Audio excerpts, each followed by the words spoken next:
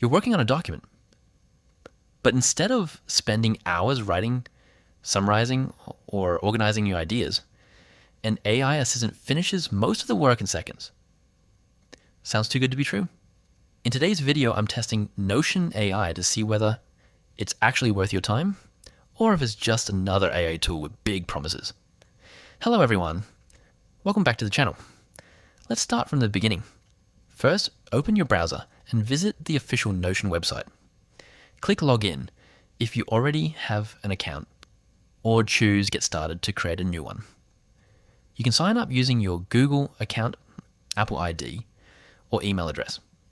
After logging in, you'll enter your Notion workspace where all your notes, documents, and projects are stored. Now let's talk about Notion AI.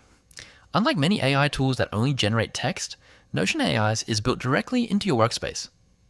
That means you don't have to switch between different websites. Whether you're writing an article, creating meeting notes, planning content, or managing projects, the AI works right where you're already working. To use it, simply create a new page or open an existing document. Type the spacebar or use the AI option, then describe what you want. For example, ask it to write a blog post, summarize long notes, improve your writing, translate text, generate ideas, or even create a task list. Within seconds, it generates a polished result that you can edit instantly.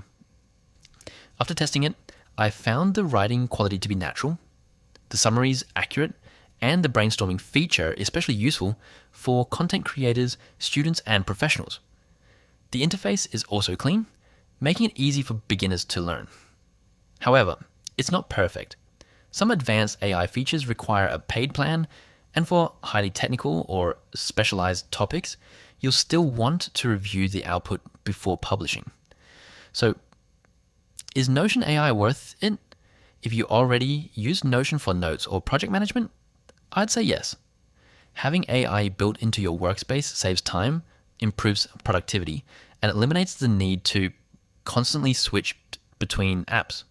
If this review helped you, don't forget to like this video, subscribe to the channel, and let me know in the comments which AI tool you'd like me to review next. Thanks for watching, and I'll see you in the next video.